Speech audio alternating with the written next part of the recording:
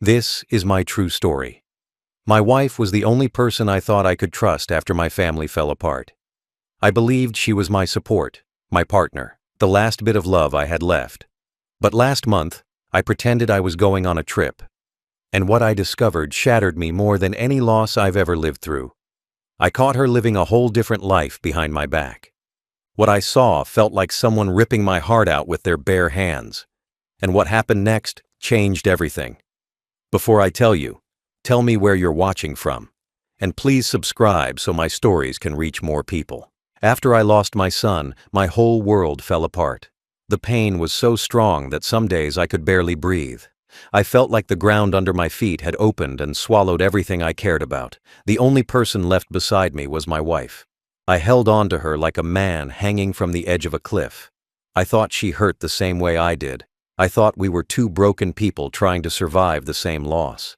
I believed we were both fighting to keep what little family we had left. I trusted her completely. She was the last person I thought would ever hurt me. I looked at her every morning and told myself she was the reason I was still standing. I told myself her presence was the only thing keeping me alive. When I cried for our boy, she held my hand. When I couldn't sleep at night, she lay beside me in silence. When I felt guilty for still breathing while our son was gone, she told me to keep going. I let myself believe she was my strength. I let myself believe she was carrying the same heavy grief inside her chest. I let myself believe her heart was tied to mine. But grief can blind you. It can make you hold on to things that are already slipping away. It can make you trust a person who is not the same person anymore. I didn't see the distance forming in her eyes. I didn't see her smiles growing smaller. I didn't see how she pulled her hand away faster every time I reached for it. I thought it was sadness. I thought it was trauma. I thought she just needed time to heal. I never imagined it was because her life had already turned in another direction. I told myself she was my lifeline, and maybe that was my biggest mistake.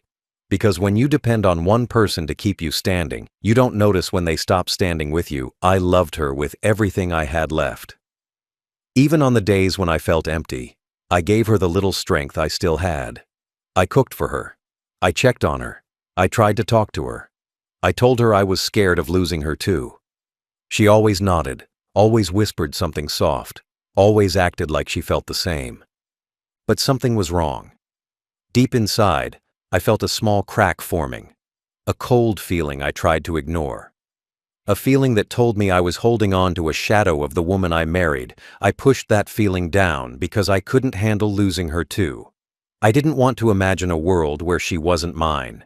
So I convinced myself everything was fine. I convinced myself she was just hurting. I convinced myself she still loved me the way I loved her. I never imagined the truth was so far from what I believed. I never imagined she could smile at another man the way she used to smile at me. I never imagined she could whisper the same soft voice to someone else. I never imagined she could stand in our home, in the place we built together, and live a different life behind my back. I never imagined she could take advantage of my broken heart, my trust, my grief. I thought she was my comfort. I thought she was my partner. I thought she was the last good thing I had left in this world. But the truth was crueler than anything I could have expected. She was the one who would break me the most. I didn't know it yet. But the love I thought I had was already gone, and I was the only one still holding on to it. The first cracks showed up quietly, the way heavy rain begins with one small drop.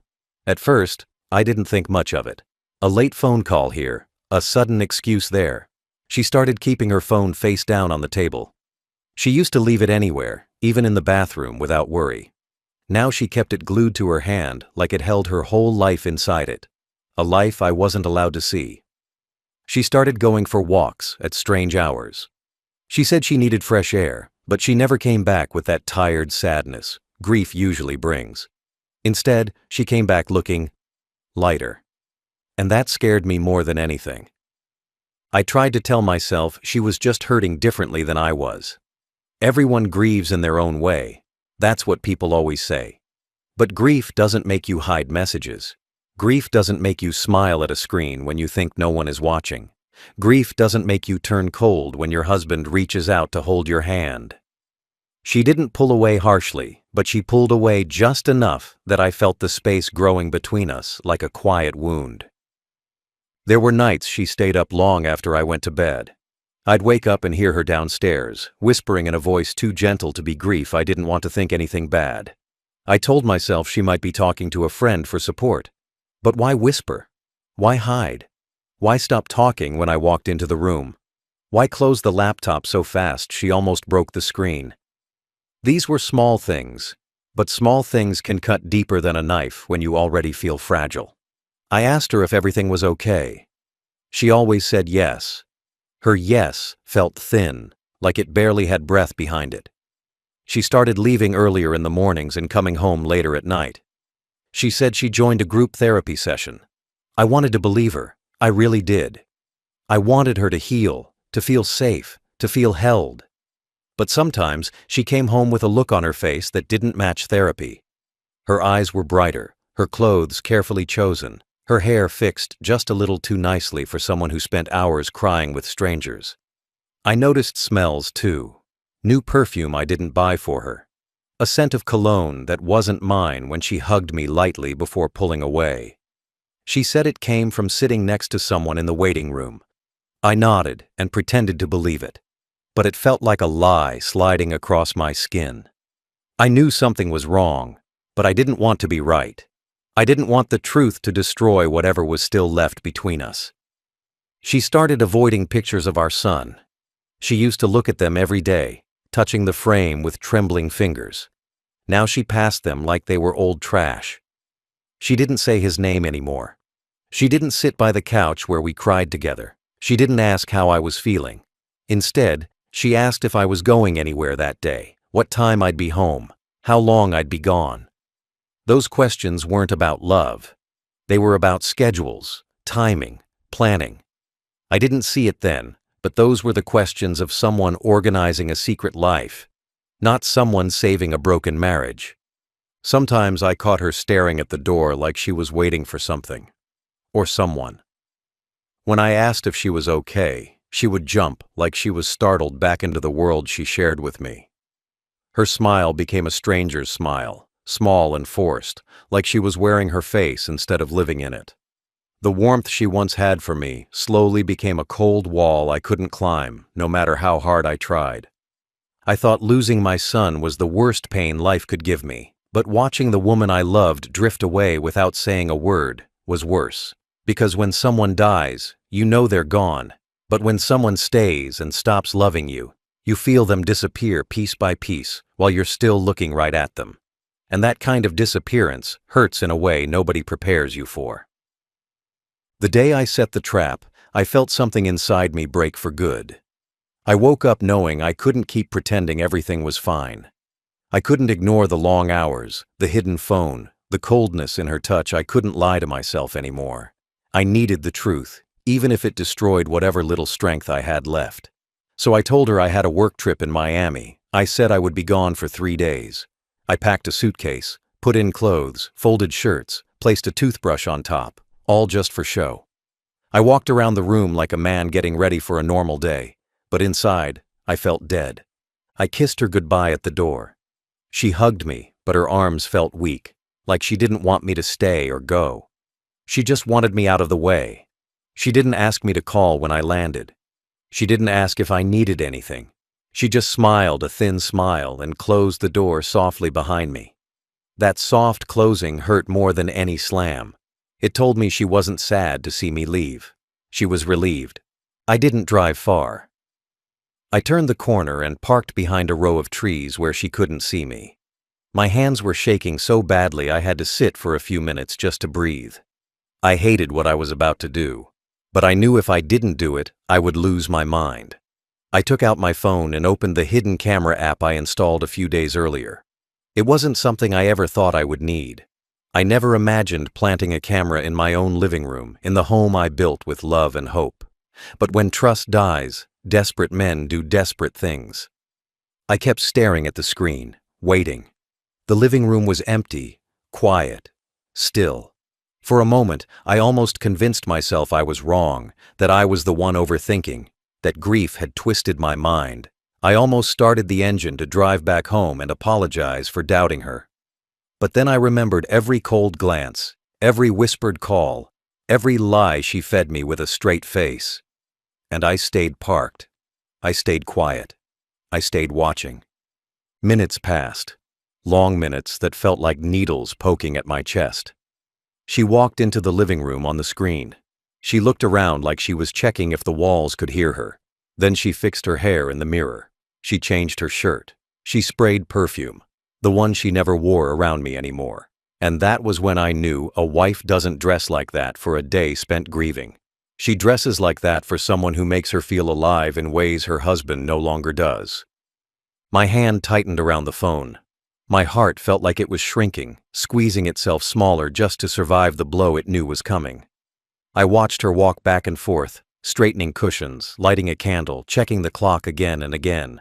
She wasn't sad, she wasn't broken, she wasn't lonely, she was preparing for someone who wasn't me. I sat there in my car, breathing hard, feeling the betrayal before it even happened. My mind replayed every moment of our marriage, all the promises we made, all the times I held her during storms, all the nights we cried together after losing our boy. And now she was using that same living room for something else, something that didn't include me, something that never should have existed in the first place. The trap wasn't meant to hurt her, it was meant to show me the truth. But as I watched her move around the house like a woman waiting for a lover, I realized the truth was about to hurt me more than anything I had ever lived through. I didn't set the trap to catch her. I set the trap to confirm something my heart already knew. The woman I loved was no longer living the same life as me. Within 1 hour of me leaving for Miami, the truth walked straight through my front door like it belonged there. I watched it all on my phone from the driver's seat of my car. A man I had never seen before stepped inside my home with the confidence of someone who had been there many times. He didn't hesitate. He didn't look confused. He didn't act like a guest. He acted like a second husband walking into a life he had built with my wife while I was busy grieving the family we lost. He put his arms around her the moment she closed the door. She smiled, not a polite smile, not a nervous smile, but a soft, warm smile I hadn't seen in years. A smile she used to save only for me. A smile I thought grief had stolen forever. But grief didn't steal it. She just gave it to someone else. I felt my stomach twist. My hands went cold. I wanted to throw the phone, but I forced myself to keep watching because this was the truth I needed, even if it destroyed me piece by piece. The man sat on my couch like it was his own. The same couch where she once cried in my arms after our son died. The same couch where I held her hands and told her we would survive the pain together. Now another man sat there laughing with her while she rested her head on his shoulder. They touched each other with a softness she hadn't shown me in years. She ran her fingers along his arm the way she used to run them along mine when we were young. They kissed like they weren't hiding from anything, like they didn't care about the life they were stepping on. They moved around the house like it was their home. She brought him a drink in my favorite glass. He put his feet on the table I built with my own hands. She sat beside him and leaned into him as if he was the man she shared a life with, the man she trusted, the man she loved. And every second of it played on my phone in silence, like a slow, cruel movie. They whispered things to each other. I couldn't hear the words, but I didn't need to. The way her face softened told me everything. She was sharing secrets with him, the same way she once shared everything with me. I kept watching, even though every moment felt like a blade digging deeper. I watched her laugh, a real laugh, full and bright. She hadn't laughed like that with me in years. I thought trauma took that laugh from her. I thought losing our son stole that sound forever. But I was wrong. She just saved it for a man who wasn't her husband. And that was the moment the truth settled inside me like a weight I could never lift. She wasn't grieving with me. She had moved on completely, secretly, shamelessly. She built a whole new life behind my back, one that didn't include me, one she protected with lies and soft smiles and quiet excuses. Watching her betrayal wasn't like a punch. It was slower, deeper, like someone pressing their hand into my chest and squeezing until my heart stopped trying to beat. I didn't cry. I didn't yell. I just sat there, staring at the screen, letting the truth burn every memory I thought was real. I watched them wrap themselves in a life I thought belonged to me. I watched the woman who once held my broken heart lean into another man like he was her comfort. And in that moment, I understood something cruel. She didn't lose herself after our son died. She lost me. She let me fade away while she rebuilt herself with someone else. She wasn't broken. She wasn't lost. She wasn't drowning in grief like I was. She was living again, loving again, laughing again, just not with me. And nothing in this world cuts deeper than realizing the person you held on to with everything you had already let go of you long before you caught them. I waited until I couldn't feel my hands anymore. I don't know if it was the cold or the shock or the pain crushing my chest. I watched them get comfortable in my house, laughing, touching, relaxing like they owned the air inside those walls. Something inside me went numb, not angry, not wild, just numb, like my heart had finally stopped fighting to believe the lie I'd been living in. I stepped out of the car and walked toward the house with slow, heavy steps. Every footstep felt like I was walking toward a funeral. The funeral of my marriage, the funeral of my trust, the funeral of the life I thought I still had. I stood at my own front door, the same door I used to open with a smile, the same door where she once hugged me after long days. Now it felt like a barrier between two different worlds. The world where I was a husband, and the world where I was nothing but a ghost she had already buried. I knocked once. Just once. I didn't pound. I didn't shout. I knocked like a man who already knew what waited behind that door. I kept my eyes steady. I kept my breathing slow. I didn't prepare for the scream. I didn't prepare for the fear in her face. I didn't prepare for her whole body collapsing inward when she saw me standing there. She opened the door, and the moment her eyes met mine, her whole world froze. Her smile died instantly. Her face drained of color. Her lips trembled like she'd seen something impossible. She didn't even have to look at my hands to know I had seen everything. She could see it in my eyes. The truth, the betrayal, the pain she caused behind her. I heard the man move. He didn't come forward. He didn't speak. He slipped out of sight like a rat running from light. He disappeared into the hallway, into another room, anywhere that wasn't near me. His fear didn't surprise me. Cowards always run when real consequences show up. She stood there alone, shaking so badly the door rattled in her hand. I didn't say a single word. I didn't need to. I pulled out my phone and held the screen toward her. The footage played in silence. Her laugh, her touch, her betrayal recorded in perfect detail. She watched it like she was watching her own life crumble piece by piece. Her mouth opened, but no sound came. She tried to find lies, excuses, anything to cover the truth. But lies have no air when the truth is standing right in front of them. Her hands went to her face. She backed up like she wanted to disappear into the wall. I stepped inside the house, and the warmth felt sickening. The candle she lit for him filled the air with a soft smell that used to mean love, but now it smelled like betrayal. My couch, my table, my home. All of it felt dirty. All of it felt like a scene from someone else's life. She tried to speak again, but her voice cracked like thin glass. Nothing she said mattered. Nothing she ever said would matter after this. I walked deeper into the living room. I saw the pillow she fluffed, the blanket she folded for him, the glass she poured for him. All of it twisted something inside me until even breathing felt wrong. I looked around the room like I was seeing it for the first time. This wasn't a home. This was a hiding place for a life she built behind my back. A place where she saved her smiles, her touches, her warmth. But not for me. Never for me. She followed behind me with slow, weak steps, afraid to get too close but afraid to stay too far. She kept reaching her hand out like she wanted to explain, wanted to beg, wanted to fix something that was already dead. But you cannot fix something you've been breaking for months. You cannot save a marriage you burned in secret. You cannot hold on to a man after you spent your time holding someone else. I didn't raise my voice. I didn't cry. I didn't ask why. I didn't need reasons. Betrayal doesn't need reasons to hurt. It just hurts. And as I stood there in the same room where we once shared our deepest pain, I realized she had turned that room into a place where she erased me completely. And that was the moment everything ended.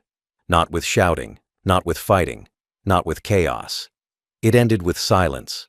The kind of silence that comes when the truth hits harder than any words ever could. She stood in front of me like a woman whose whole world had been ripped open in 1 second. Her hands shook. Her breath came in short, weak pieces. She kept staring at the phone in my hand like she wished she could reach inside the screen and erase every second of what she had done. But betrayal doesn't disappear. Lies don't fade when the truth shows up. She opened her mouth over and over, but nothing came out. Her face twisted with panic, guilt, fear, everything at once. It was the first time in a long time she felt anything real toward me. And it was only because she got caught.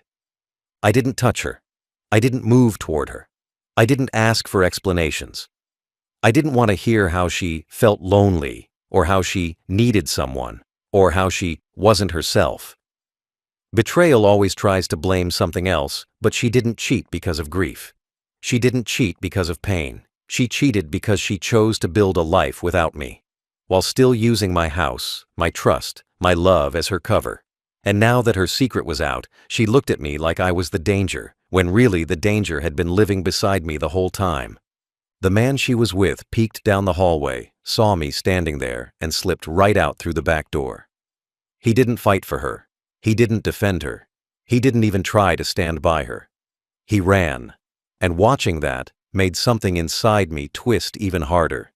Because she ruined our marriage for a man who didn't have the courage to stay in the house for 5 seconds, once he saw the truth standing in the doorway. She built her second life around a man who treated her exactly the way she treated me. Easy to use, easy to leave behind. When he disappeared, she broke down even more. Her shoulders collapsed, her knees buckled. She grabbed the wall to hold herself up. But instead of reaching for me, instead of trying to explain to her husband, she reached toward the hallway where that man ran. That small movement hit me harder than anything else. She didn't look to me for safety. She didn't look to me for forgiveness. She looked toward him, the man she thought would save her. The man who ran from the first sign of trouble, and that tiny instinctive reach told me everything I needed to know about where her heart had been for months. It wasn't with me. It hadn't been with me for a long time. She tried to speak again, but the truth stayed stuck in her throat. She pressed her hands to her chest like she could hold herself together, but some things fall apart too completely to fix. She dropped her head and cried, loud, ugly sobs that shook her whole body. And I stood there watching, not because I wanted to make her suffer, but because the suffering was hers, not mine. She caused it. She earned it. She was drowning in the truth she tried so hard to hide. She kept saying my name like it was a lifeline, but it felt strange hearing it in her mouth now. It felt wrong. It felt fake. It felt like a word she only remembered because her secret life had fallen apart in front of her eyes. I stepped back, and the way she flinched told me she knew it was over. Not just the affair, not just the lies, everything, the home, the trust, the marriage, the years, the memories. All of it cracked like glass under the weight of what she had done. She reached for me, but I moved away. Not fast, not angry, just enough to show her that the distance she created was real now.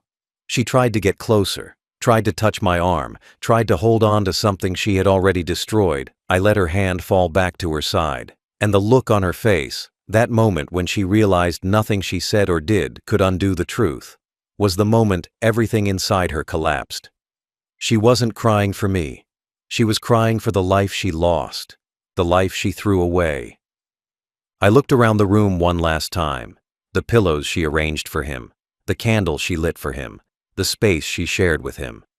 And standing in the middle of the life she built behind my back, I understood something painful and final.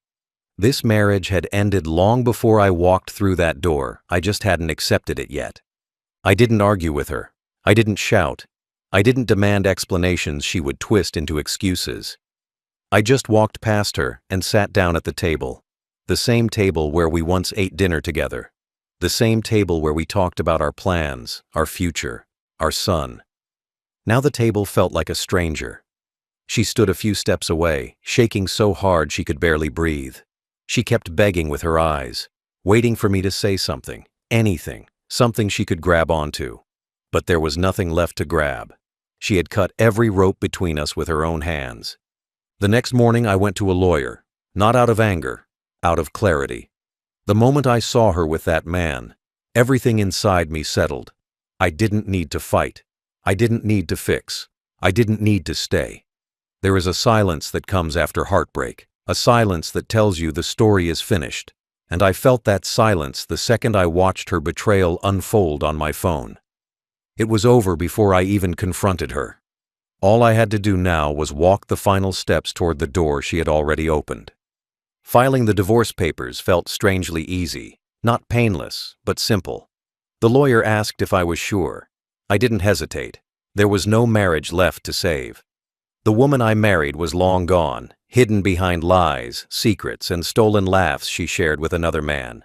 The person she became was someone I didn't recognize, and someone I no longer wanted to fight for. I signed my name with a steady hand. No shaking, no second doubts, just the quiet acceptance that I deserved better than being the last to know in my own home. When I handed her the papers that evening, she broke down again. She collapsed into the chair like the world had finally crushed her. She kept saying she didn't want to lose me. She kept saying she loved me. She kept saying the affair didn't mean anything. But the problem with betrayal is not the words. It's the actions. You can't cheat on someone you love. You can't build another life and expect the first one to stay solid. She didn't just betray me once. She betrayed me every day she woke up beside me while planning a future with someone else. She begged me to talk. I didn't. I let her speak, cry, explain, break apart. She tried to touch my hand, but I moved away. She tried to stand close to me, but I stepped aside. Not out of anger, out of survival. When something is this broken, standing too close just cuts you deeper. The more she tried to hold on, the more I felt the weight of all the moments she didn't care enough to stay faithful. She said losing our son changed her. Maybe it did, but it changed me too. The difference was I stayed loyal even when my heart was drowning. I stayed true even when the world felt empty. She didn't. Pain doesn't excuse betrayal. Nothing does. She didn't lose her way. She chose a different path. One that led her straight into another man's arms, while I sat alone trying to make sense of our grief. When she finally realized I wasn't going to fight for the marriage, something inside her went still. Not calm. Empty. She knew I wasn't coming back. She knew the man she cheated on was not going to be the man who saved her from the consequences. She had to stand in the ruins she created, and I had to walk away from them. I packed my things slowly. Not because I was unsure, but because leaving a home you built with someone you loved hurts in ways words cannot explain. Every photo, every cup, every small object felt like a memory I didn't want anymore. I left most of it behind. I didn't need reminders of a life that no longer belonged to me. I walked out the door with one bag, one heart, one truth. The woman I married was not the woman I left behind. When the court finalized the divorce, she cried again. But her tears couldn't wash away months of lies. They couldn't bring back the version of her who once stood beside me honestly. They couldn't undo the moment she opened the door for another man. And as I walked away from her that last day, I felt something surprising. Not anger, not revenge, just freedom. The freedom that comes when you stop trying to save someone who already gave up on you long ago. When the divorce was done, I walked into an empty house that didn't feel like mine anymore. The silence felt heavier than pain. It sounded like someone dragging chains across the floor. I sat on the edge of the bed, the same bed where she once slept beside me, and the space next to me felt like a cold hole. I thought leaving her would bring peace right away, but it didn't. It brought a deep, aching quiet that cut into my chest. The kind of quiet you feel in your bones. The kind of quiet that reminds you that you are alone, truly alone, for the first time in years. My son hadn't spoken to me in so long that sometimes I forgot what his voice sounded like. Grief took him far away from me, and he never came back. My wife was the only person I thought still needed me, still cared about me, still wanted to face life with me. Losing her felt like losing the last bit of family I had left. I wasn't just a man who lost a marriage. I was a man stripped of every person he once loved. I sat in the living room staring at the wall for hours, unable to move. The air felt dead. The house felt like a museum of a life that no longer existed. Days passed, then weeks, then months. I tried to stay busy, but everything I touched reminded me of something broken. The mug she used, the blanket she folded, the chair she sat in. I kept finding little pieces of her life all over the place, pieces she left behind, pieces she probably didn't even care about. But to me, they were reminders that the woman who lied to me for months once walked through these rooms like she belonged here. It made my stomach twist, it made my chest tighten. But still, I couldn't bring myself to throw any of it away. Nights were the worst. I would lie down and stare at the ceiling. The darkness felt too big, too heavy. I kept replaying everything in my head. The way she touched him, the way she smiled at him, the way she looked guilty only after she got caught. I asked myself how long she had loved him, how long she had stopped loving me, how long I had been a stranger in my own marriage. The answers didn't matter, but the questions never stopped. They filled my mind until sleep became something I had to fight for. Sometimes I thought about calling someone, a friend, a neighbor, anyone. But I was tired of explaining myself, tired of telling the story, tired of letting people look at me with pity in their eyes. I didn't want pity. I didn't want advice. I didn't want to hear, "You'll be okay," from people who had no idea how deep betrayal cuts when you're old enough to know you won't get another lifetime to rebuild your heart. So I stayed quiet. I carried everything alone. I cooked simple meals, but most nights I didn't eat much. I would sit at the table staring at a half-empty plate, wondering how a life built over decades could fall apart in a single moment. I walked around the house like a ghost, touching walls that no longer felt warm, windows that no longer brought comfort, floors that no longer carried the sound of two people living together. I wasn't living. I was existing. Just existing. Sometimes I caught myself hoping she would call, not because I wanted her back, but because a small part of me wanted to know if she still thought about the man she broke. But she didn't call. She didn't send a message. She didn't check if I was alive or dead. And that silence hurt more than her betrayal. It told me that I had been alone long before the divorce. I just didn't see it. There were mornings when I woke up and forgot for 1 second that she was gone. Then reality hit me all over again. I would sit on the edge of the bed with my head in my hands, feeling like someone punched the air out of me. Grief, betrayal, loneliness. They all felt the same now. Heavy, sharp, endless. I wanted to move on, but I didn't know how. I wanted to heal, but I didn't know where to start. I wanted to feel alive again, but every part of me felt worn out, tired, finished. I didn't hate her. I didn't even hate the man she chose. I hated the emptiness she left behind, the emptiness I had to face alone. The loneliness didn't go away. It just sat beside me every day like an unwanted companion. And I learned to live with it because I had no choice. I was a man who gave everything he had to a family that slowly erased him, a man who loved deeply and paid the price for it. The days slowly settled into a new kind of life, a life I never asked for and never wanted. I woke up in a quiet house that felt too big for one man. I moved through rooms that still carried her smell, her touch, her shadow, even though she was gone. I tried to tell myself I was free, but freedom felt like another word for empty. I cooked breakfast alone, cleaned alone, sat on the couch alone. The TV played in the background just so I wouldn't hear the sound of my own loneliness. I never realized how loud silence could be until I had to live with it every single day. I went to the store less, spoke to people less, walked outside less. Everything felt heavier. Even simple things like opening the curtains or folding my clothes felt like work. Some days I didn't get out of bed until noon because getting up meant facing a day with no warmth, no comfort, no voice calling my name.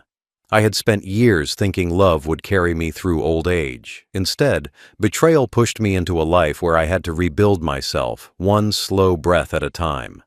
I tried going out for coffee once, sat alone at a table while couples talked around me. Watching them laugh made something inside me twist. Not jealousy, just a deep reminder of what I used to have. A simple touch, a shared joke, someone sitting across from me because they wanted to. I finished my drink and left without saying a word.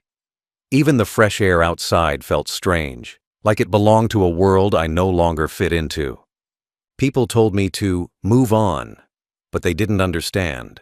Moving on isn't easy when the person you loved tore your heart apart quietly, slowly, while pretending everything was normal. I didn't miss her lies, but I missed the feeling of belonging to someone. I missed having a partner, a friend, someone who shared the weight of life with me. Now everything sat on my shoulders alone, and some days it felt too heavy to carry. I started cleaning the house more, not because it needed it, but because it gave my hands something to do. I scrubbed floors that used to carry her footsteps. I wiped countertops she once leaned on. I washed sheets she once slept on. Each task felt like peeling away another layer of the life we shared. I thought cleaning might erase the memories, but memories don't live in objects. They live in the heart, and mine was still bruised. I tried calling my son once. The phone rang and rang until voicemail picked up. I didn't leave a message. I didn't know what to say. "Your mother is gone," wasn't the truth. "Your mother betrayed me," wasn't something he needed to hear. "I miss you," felt too weak, too small for everything that had happened. So I hung up and sat there staring at the wall, wondering how a man could lose a son and a wife in the same lifetime and still keep going. Learning my new reality meant accepting that some people don't come back. Not because they died, but because they chose another life. My wife chose another man. My son chose another path. And I was left behind, not by accident, but because I wasn't enough for them to stay. That thought cut deeper than anything else. It made me question my worth, my past, my role as a father and a husband. I spent nights wondering what I could have done differently, even though deep down I knew the truth. People who want to leave will leave no matter what you do. I spent more time on the porch as the weeks passed. The sky became my company, the breeze my conversation. I sat there and watched cars pass, people laugh, families walk together. Each sight reminded me that life kept going, even when mine felt stuck. I forced myself to breathe, forced myself to keep moving, forced myself to accept that healing doesn't come fast. Healing doesn't come easy. Healing comes slowly, like a small light trying to break through thick darkness. This new reality wasn't one I chose, but it was one I had to face. A life without the woman I thought would grow old beside me. A life without the family I once held close. A life rebuilt from pain, betrayal, and deep loneliness. But even in all that, I took small steps. Steps toward myself, steps toward quiet strength, steps toward a future I couldn't see yet. I wasn't healed. I wasn't happy. But I was learning to live again, even if it was slow, even if it hurt, even if every day felt like starting from the bottom. I sit alone now, and the quiet feels different than before. It no longer crushes me the way it did in the beginning, but it hasn't become my friend either. It just sits with me, like an old wound that healed on the outside but still aches when the weather changes. I look back at everything: the marriage, the lies, the betrayal, the empty house, the long nights.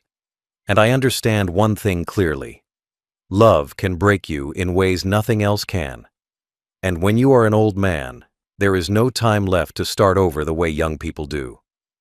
I think about the man I used to be: a husband, a father, someone who believed loyalty meant something, someone who thought his home was safe, someone who trusted too much and looked away from the signs that his world was falling apart. I was blind because I wanted to believe in good things. I wanted to believe the woman beside me still loved me. I wanted to believe we were fighting grief together. Not letting grief push us into separate lives, but wanting doesn't change reality. And reality hit me hard the day I caught her with another man. Sometimes I ask myself if I should have confronted her earlier, or if I should have ignored the signs and kept pretending everything was fine. But lies never stay small. They grow, they spread. They turn a marriage into a quiet battlefield where only one person knows the war has already been lost. I didn't know. She did. And that truth still burns when I think about it for too long. But I learned something important. You cannot hold on to someone who let go of you a long time ago. I walk through this new life slowly, one day at a time. Sometimes I feel strong. Sometimes I feel like I'm made of thin glass. I miss having someone to talk to at night, someone to share small moments with, someone who knows how I take my coffee or why certain songs make me stop and breathe. But I don't miss her betrayal. I don't miss the silence she used as a weapon. I don't miss the lies she fed me while she gave her heart to someone else. Missing the memory of a person is not the same as wanting them back. I think about forgiveness sometimes. People say it's important. People say it helps you heal. Maybe that's true. But I don't feel forgiveness in my heart, yet I don't feel hate either. I just feel tired. Tired of giving love to people who didn't know how to handle it. Tired of reopening wounds that take too long to close. Tired of remembering things that hurt more than they should. Maybe forgiveness will come one day. Maybe it won't. But healing doesn't depend on forgiving the person who hurt you. Healing depends on choosing not to stay broken. Some nights, I sit on my porch and watch the moon.